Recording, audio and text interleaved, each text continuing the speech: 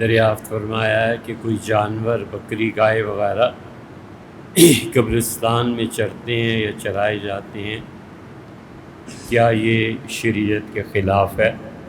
کیونکہ اس پہ اعتراض کیا جاتا ہے۔ بالکل بھیا، یہ شریعت کے خلاف ہے۔ بالکل جانوروں کو قبرستان میں داخلہ ہی نہیں ہونا چاہیے۔ چار دیواری بنائیں اتنی اونچی کہ بکریاں اور مختلف جانور اسے پھلانگ نہ سکیں، اور تالا لگا دینا چاہیے جب جانوروں کا زیادہ خدشہ ہو۔ وجہ اس کی یہ ہے کہ یہ سمجھنا کہ ہم نے قبر میں دفنا دیا، اب کچھ ہو ہی نہیں رہا میت کے ساتھ، یہ شریعت کے احکامات کے خلاف۔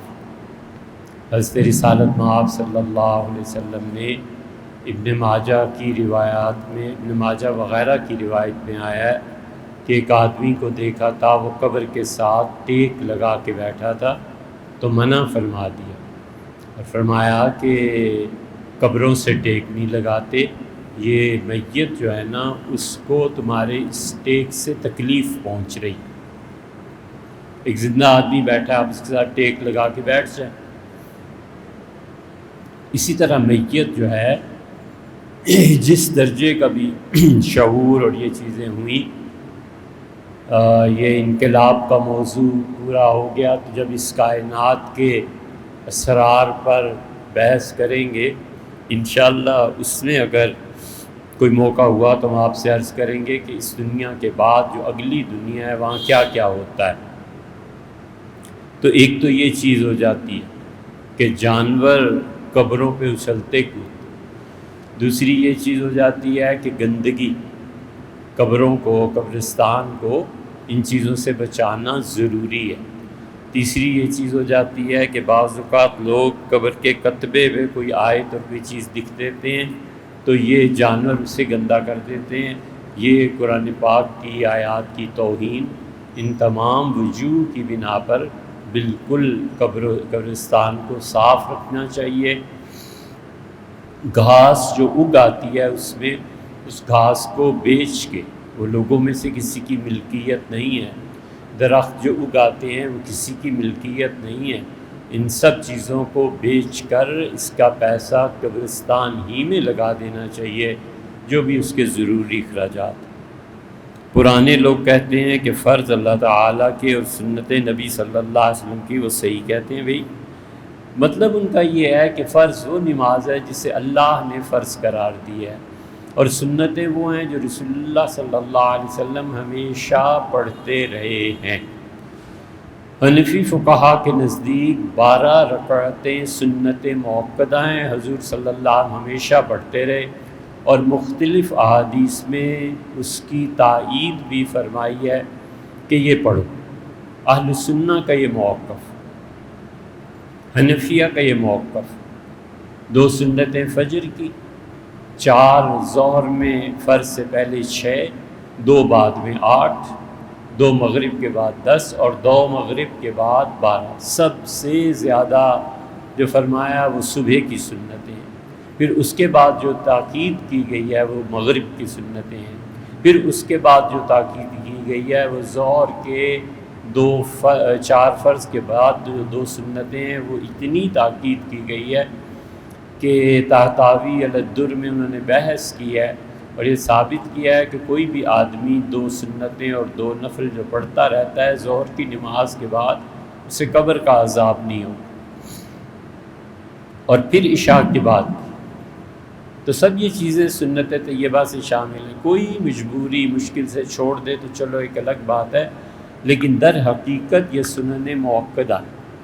ایک طبقہ ایسا بھی ہے جو کہتا ہے کہ فرض تو ہیں ہی ہیں، یہ جو سنتیں ہیں اصل میں حضور صلی اللہ علیہ وسلم نفل پڑھتے تھے، تو کوئی پڑھے تو ٹھیک ہے، نہ پڑھے تو نہ صحیح۔ جو لوگ یہ کہتے ہیں ابھی وہ اجتہاد کے درجے کو نہیں پہنچے، انہوں نے اتنا نہیں پڑھا کہ وہ مجتہد بن جائیں اور ایسے فتوے دیں۔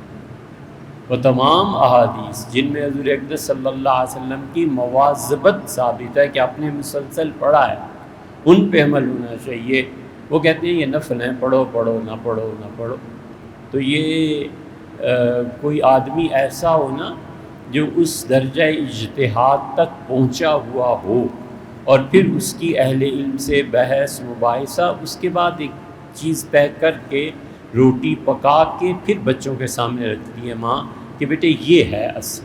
تو جب امت ایک چیز 1500 سال سے اب ضرورت کیا ہے اس میں دخل دینے کی؟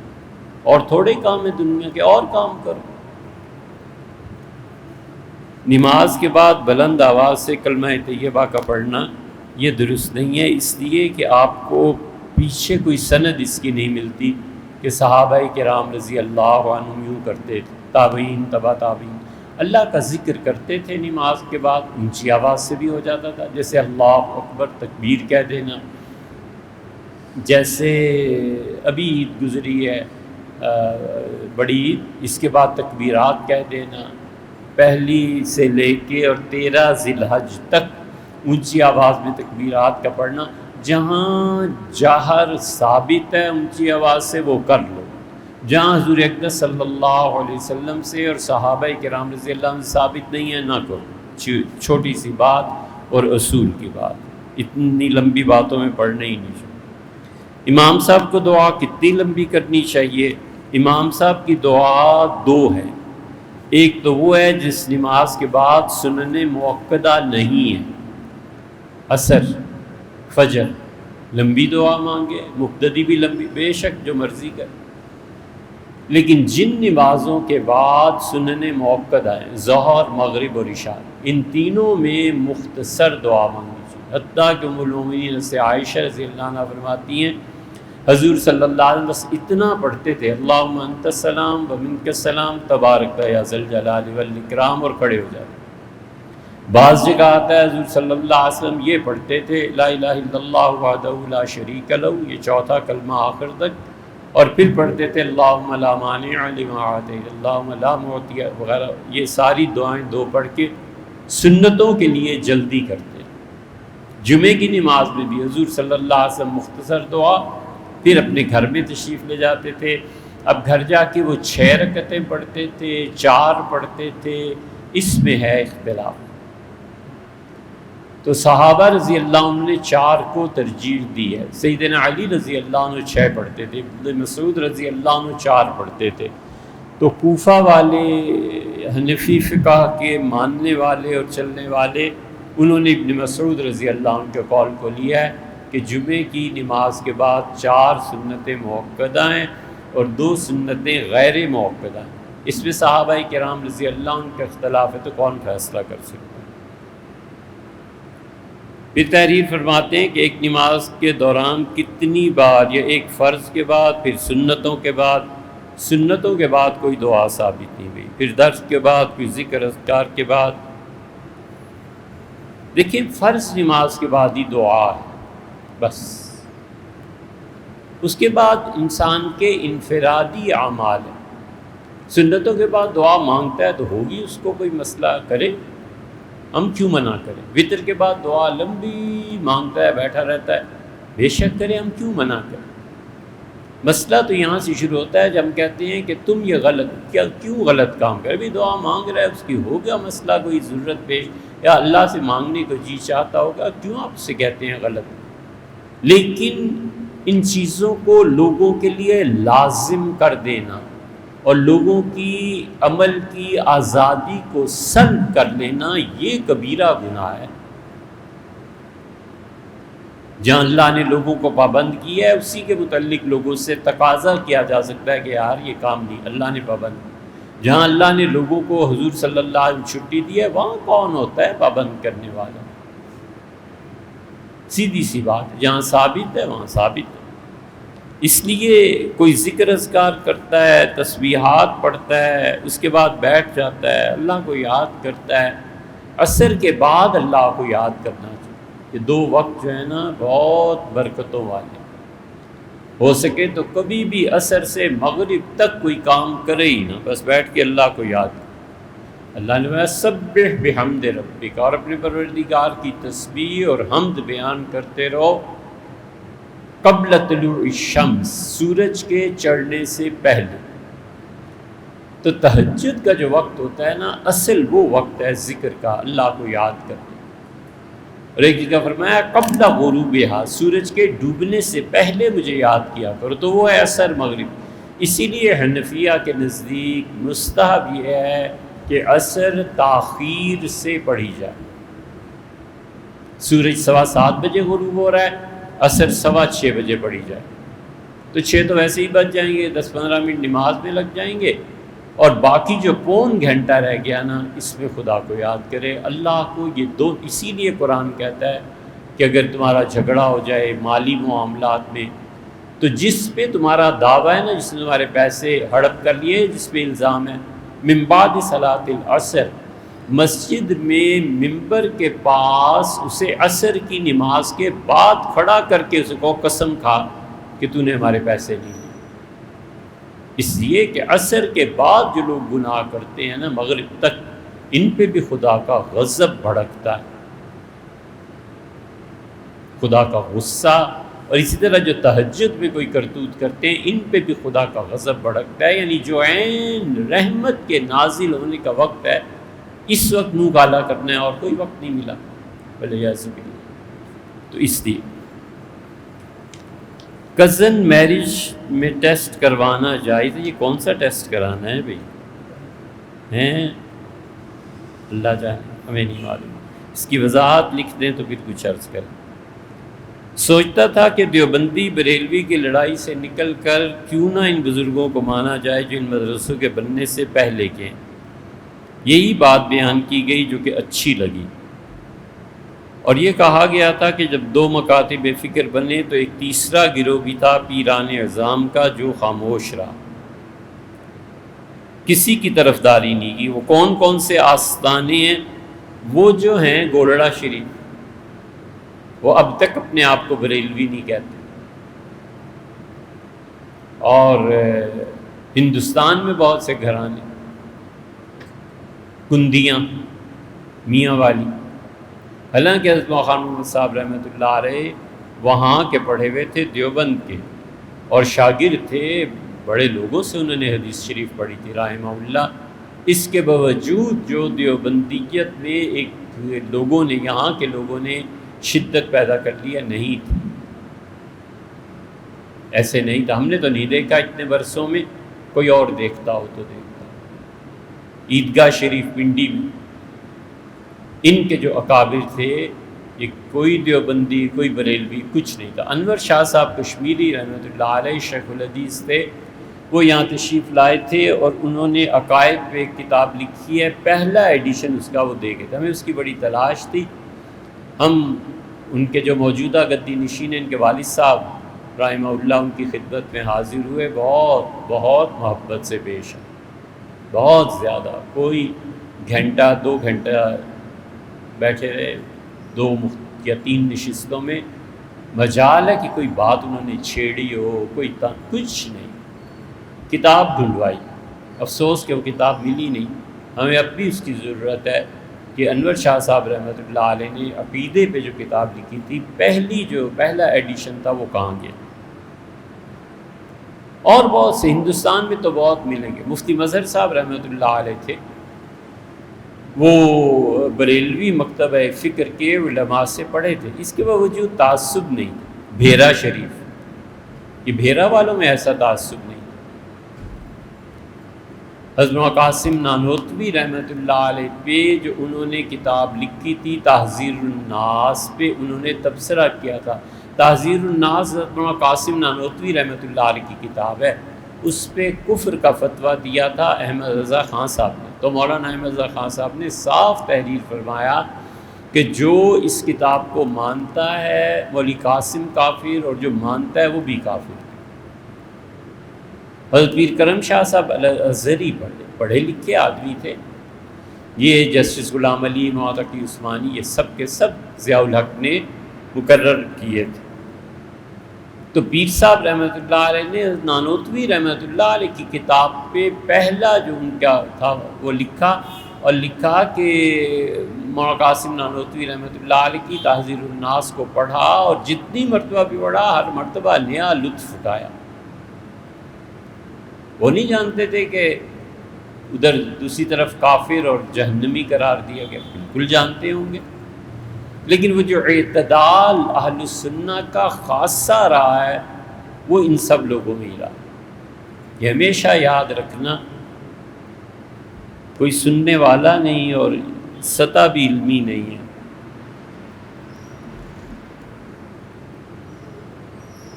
ہم کوئی پڑھے لکھے لوگوں کے دور میں تھوڑے ہی ہیں۔ ہمیشہ یاد رکھنا اہل السنہ کا بہت بڑا ٹائٹل وہ اعتدال ہے، بس یہ اہل السنہ کی خصوصیت۔ نہ تو ہم اہل تشیع میں کہ اکابر اور صحابہ کرام اور خلافت راشدہ رضی اللہ عنہم کو گالیاں، اور نہ ہم دوسری طرف ہیں کہ صحابہ کہ اہل بیت کرام رضی اللہ عنہ کی توہین کریں، نہ ہم اس ایکسٹریم پہ ہیں نہ اس ایکسٹریم پہ۔ یہ جتنے ایکسٹریمسٹ ہیں، جتنے خارجی ہیں، ایک طرف وہ کافر شیعہ اور دوسری طرف وہ کہ اولیاء اللہ کی قبریں بھی اڑا دو، یہ کر دو، یہ کر دو۔ ہم ان دونوں کے درمیان ہیں اعتدال کے ساتھ۔ ہم اپنا موقف، اپنا عقیدہ بالکل بتاتے ہیں اور کہتے ہیں کہ اہل تشیع کا یہ عقیدہ ہے، لیکن یار یہ عقیدہ ہمارا عقیدہ ٹھیک ہے۔ بس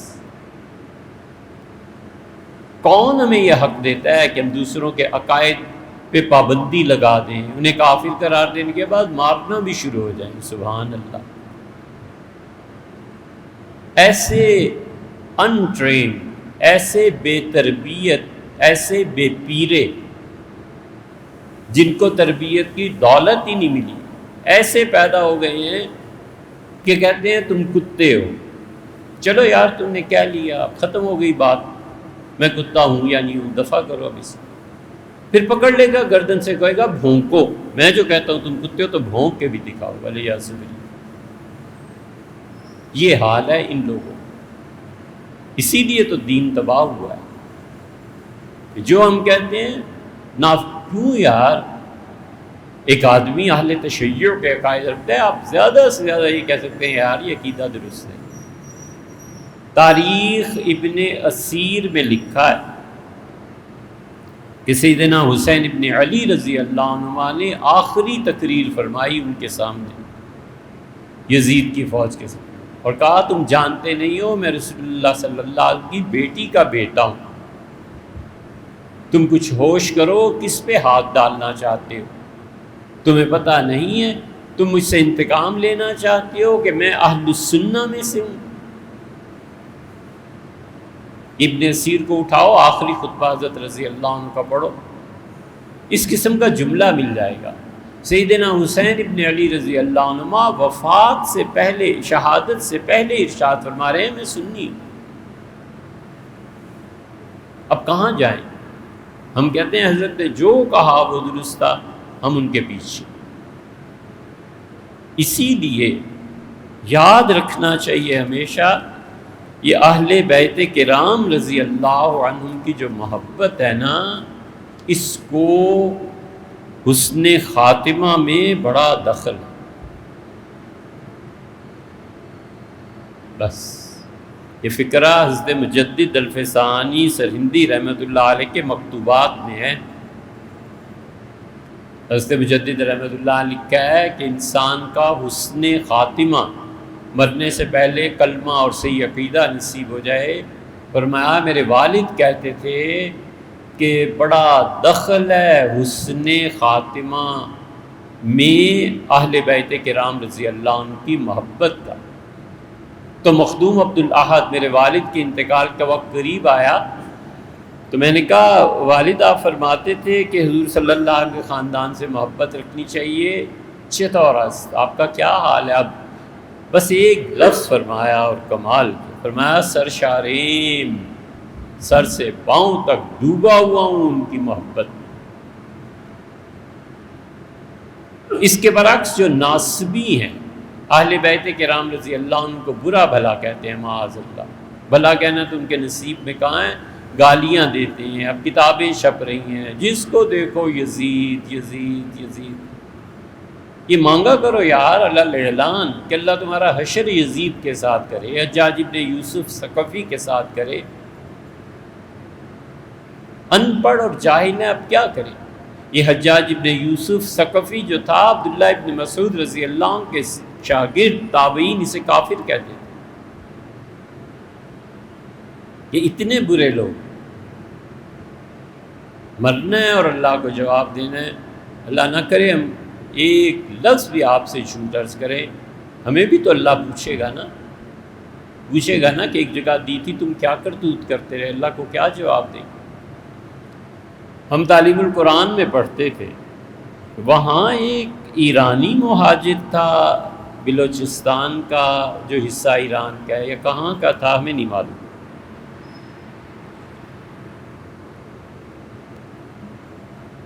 لیکن کتابیں بہت بیچتا تھا، ہمیں بھی لپک تھی، پہنچ جاتے تھے، کتابیں بھی دکھاتا تھا۔ خدا معلوم اس کو کیا بیر تھی، بیر تھا، بیر مذکر ہے مؤنث ہے، اس کو خدا معلوم کیا بیر تھا۔ ہم پہنچے اور اس نے یزید کی تعریف شروع کی، تو بہت کوفت ہوتی تھی، 2-4 مرتبہ عرض کیا کہ اہل سنہ کا یہ عقیدہ نہیں ہے، نہ کرے، اور میرا اس سے کیا تعلق ہے بحث ہے، آپ کتابیں دیں پیسے لیں۔ وہ جب بالکل ہی باز نہیں آئے تو ہم نے، اللہ سلامت رکھے اور اللہ تعالیٰ بہت بہت خاص خیال رکھے ان کا، بابا عبدالشکور ہے، ہم بہت چھوٹے تھے، بابا ہم کہاں کتابیں خرید سکتے تھے، بابا نے قرض پہ دینا شروع کیا کہ بچے یہ کتاب لے جاؤ پڑھو۔ 5 روپے کی کتاب ملتی تھی، 2 روپے کی کتاب ملتی تھی، کہاں تھے پیسے، کہاں سے لاتے؟ اب تک حیات ہیں، 100 کے قریب ان کی عمر ہو گئی ہے۔ یہ جتنی لائبریری اور اس کا چرچا ہے نا، اس آدمی کے بڑے احسانات ہیں، اللہ دونوں جہانوں میں خاص رحمتیں، خاص محبتیں فرمائے ان سے۔ ہم نے ان کو بیچ میں ڈالا، ہم نے کہا آپ لے لیا کریں کتابیں، ہم خرید لیا کریں۔ قصہ مختصر یہ کہ وہ یزید کے گیت گانے والا اور بنو امیہ کو بہت بلند اور معصوم، اور حجاج کے کارنامے، کئی دن تک پتہ نہیں چلا بندہ گیا کہاں۔ وہاں مدرسے والوں نے اسے مسافر سمجھ کے ایک کمرہ دے دیا تھا، مر گیا کہیں، اور کمرہ جب کھولا گیا تو تعفن کے مارے کوئی جاتا نہیں تھا، کیڑے پڑ گئے لاش میں کیڑے پڑ گئے تھے۔ ہمیں پھر خیال آیا کہ اس سے مجدد رحمۃ اللہ جو کہا تھا نا ان کے والد نے کہ اہل بیت کرام رضی اللہ عنہ سے محبت کو حسن خاتمہ میں بڑا دخل ہے، مدخل عظیم، یہ اس کا الٹا ہے۔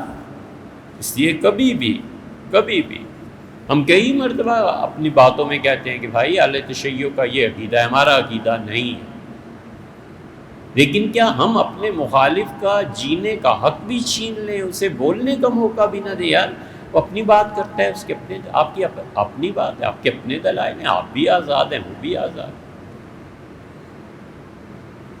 میرے خامند نے دوسری شادی مجھ سے کی، اور اس کے بعد پہلی بیوی کے جو بچے ہیں ان کو تمام چیزیں، جائیداد، پیسہ اور چیزیں جتنی بھی تھیں ساری ان کو دے دی۔ مجھے اب وہ فارغ کرنے لگے ہیں، یعنی گھر بھیجنے لگے ہیں۔ اب اس میں یہ ہے کہ وہ خود بھی پاکستان سے باہر جانے والے ہیں۔ پوچھنا یہ چاہتی ہوں کہ شریعت کیا کہتی ہے؟ کسی نے مجھے بتایا ہے کہ خاوند جو اپنی زندگی میں جس کو چاہے جتنا پیسہ دے دے کسی کو محروم کر سکتا ہے، یہ بھی شریعت۔ یہ کہتے ہیں تو مہربانی فرما کر رہنمائی فرمائیں کہ کیا شریعت ایسے ہی ہے حکم اس کا؟ میری عمر 60 سال ہو گئی ہے، مجھے بیماریاں لگی ہوئی ہیں، شوگر بھی ہے، بلڈ پریشر بھی ہے، اور آگے کی زندگی میرے لیے بہت مشکل ہوتی جا رہی ہے۔ مجھے شریعت کا حکم بتا دیں کہ جائیداد میں میرا بھی کوئی حصہ ہے یا نہیں، جبکہ میں ان کی بیوی ہوں۔ لاہور سے انہوں نے پوچھا۔ بی بی سے ایک سوال میں بہت سے سوال ہیں، مختصر یہ بات ہے کہ جو بھی کہتا ہے نا شریعت کا یہ حکم ہے وہ جھوٹ بولتا ہے، ظلم کرتا ہے۔ وہ اگر مفتی ہے تو ہم نہیں سمجھ پائیں گے کہ وہ کس بنیاد پر یہ بات کہتا ہے، اور اگر مفتی نہیں ہے تو اور بھی حرام کام کرتا ہے۔ ایسے ہی ہے جیسے ڈاکٹر نہ ہو اور لوگوں کا علاج کرنے بیٹھ جائے، بالکل ایسے نہیں ہے۔ آپ نہیں جانتی کہ حضور اقدس صلی اللہ علیہ وسلم نے، ان کے پاس ایک لڑکا آیا تھا اور 2 بچے تھے، شادی ہوئے کتنا عرصہ ہوا ہوگا، تو اس نے اپنی بیٹی کو زمین پہ مسجد نبوی میں بٹھا دیا اور بیٹے کو دوسری ران پہ۔ تو حضور صلی اللہ علیہ وسلم یہ ظلم نہ کر، دونوں کو 2 رانوں پہ بٹھا یا دونوں کو زمین پہ بٹھا۔ جس شریعت نے بیٹی اور بیٹے میں فرق نہیں ہونے دیا، وہ بیوی کے بارے میں ایسے ہی رہے گا۔ سے جھوٹ بولتا ہے جو یہ کہتا ہے۔ آپ شریعت کے قانون اور قاعدے کے مطابق اس کی حقدار ہے۔ جتنی بھی آپ کے شوہر کی زمین جو نقل کی جا سکتے، منقولہ اور غیر منقولہ، جتنی کیش، جتنی چیزیں اس کے پاس ہیں، وہ دے تو سکتا ہے جس کو چاہے۔ اگر آپ کا بیان سچا ہے تو اس سے پہلی بیوی اور بچوں کو دے دی نا، لیکن یہ اس سے ظلم کیا، اللہ کے ہاں پکڑا جائے، اس کو کوئی اختیار حاصل نہیں کہ وہ اپنے وارثوں میں بیوی دوسری، آپ اگر یہ بیان سچا ہے، سارا کچھ لکھا ہوا، تو اس بنیاد پہ، کیونکہ مفتی اس کا پابند ہوتا ہے کہ جو سوال ہے اس کے مطابق جواب دے، اصل حقائق آپ جانے، اللہ جانے۔ وہ اس بات کا پابند ہے کہ دوسری بیوی ہونے کی وجہ سے وہ آپ کا حصہ دے، اور اگر وہ حصہ نہیں دیتا تو اتنا بڑا ظالم ہے کہ حضور اقدس صلی اللہ علیہ وسلم 90 سال ایک بوڑھا اللہ کی عبادت کرتا ہے اور مرتے وقت اپنے آپ کو جہنم میں ڈال دیتا ہے۔ عرض کیا گیا اللہ کے رسول کیسے؟ فرمایا جب وہ اپنے حقداروں میں سے کسی کا حق مار لیتا ہے، یا آپ کا حق مار رہا ہے، یہ ظالم ہے، اللہ کے ہاں جا کے اس کی جواب ہوگا۔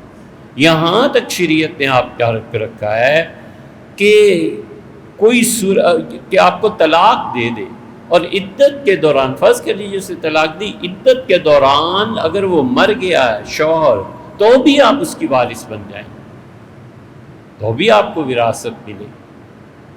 اس کے لیے اب کیا ہو، شرعی قوانین ہوں تو پھر کچھ کیا جا سکتا ہے، جبکہ شرعی قوانین اب ہیں نہیں، تو ریاست کی عدالت میں جانا چاہیے، پر عدالت میں جا کے اب کیا ہو، عدل ملے نہ ملے، اس کے بارے میں کچھ نہیں کہہ سکتے، لیکن بس بات اتنی ہے کہ یہ صراحتاً ظلم ہے، شریعت اس کی اجازت بالکل نہیں دے۔ حضور اقدس صلی اللہ علیہ وسلم نے ایسے ہی فیصلے فرمائے۔ نبی کریم صلی اللہ علیہ وسلم کے پھوپھی زاد بھائی تھے نا زبیر، تو زبیر رضی اللہ عنہ کے بعد صحیح بخاری میں آیا ہے، زبیر رضی اللہ عنہ کی زمین تھی، پلاٹ تھا، اس کے نیچے ایک اور پلاٹ تھا۔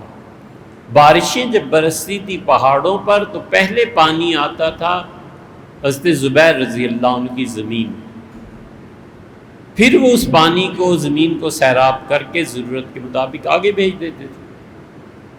ایک آدمی نے آ کے رسول اللہ صلی اللہ علیہ وسلم شکایت کی کہ زبیر کا بننا اور میرا ملا ہوا ہے، اور یہ پانی کو وہاں روک لیتے ہیں حتیٰ کہ زمین ہونے کے بعد ہی۔ نبی کریم صلی اللہ علیہ وسلم فرمایا زبیر جتنا ضرورت کا ہو لے لیا کرو، باقی لوگوں کو دے دیا۔ متعین فرما دیا، غور کرو اس جملے پہ، متعین فرما دیا کہ جو چیز جہاں سے آئے گی پہلا حق ان کا بنتا ہے۔ تم پہ کیوں نہ خدا کی مار پڑے، اور تمہیں کیوں نہ خدا رسوا کرے دنیا بھر میں، سب سے پہلا حق سوئی گیس کا بلوچستان والوں کا بنتا ہے، جہاں سے اصل گیس نکلی، وہاں تو تم 2 نہیں، اور اسلام آباد میں مزے اڑاؤ۔ یہ حدیث حضور صلی اللہ علیہ وسلم یہ سکھا کر گئے۔ وہ جو آدمی تھا اس نے رسول اللہ صلی اللہ علیہ وسلم بڑی خراب بات اسے کہا، یہ اس لیے فیصلہ ہو رہا ہے کہ پھوپھو کا بیٹا ہے، کوئی اور ہوتا تو میں دیکھتا۔ حضور صلی اللہ علیہ وسلم سخت ناراض ہوئے۔ آپ نے کہا تم میرے متعلق یہ تصور کرتے ہو، مراد یہ تھی اس کی الفاظ، یعنی کہ میں ظلم کروں گا، زیادتی کروں گا اپنے رشتہ داروں کی بنیاد پر۔ اور میں اچھا ہوتا میں فیصلہ کرتا کہ زبیر اپنی زمین کو پانی لگاؤ اور باقی ضائع کر دو، یہ اچھا ہوتا پھر تمہارے لیے۔ تو اس لیے کسی کا بھی حق سلب کرنا بالکل ایسے نہیں۔ حضور صلی اللہ علیہ وسلم زبیر اپنی زمین ہے، پھر اس کے بعد دوسرا بلوچستان کا اپنا حق ہے، پانی جہاں سے آتا ہے اس کا اپنا حق ہے، سندھ کی کوئی چیز ہے تو اس کا حق ہے، اس کے بعد جو اس کے قریب ترین علاقے ہیں ان کو دیکھا جائے۔ شریعت یہ کہتی ہے تو آپ کے معاملے میں تو کسی طرح بھی ہو شوہر اگر یہ کر رہا ہے تو ظلم کر رہا ہے، اسے خدا کا خوف چاہیے، اللہ کے سامنے جواب دینا۔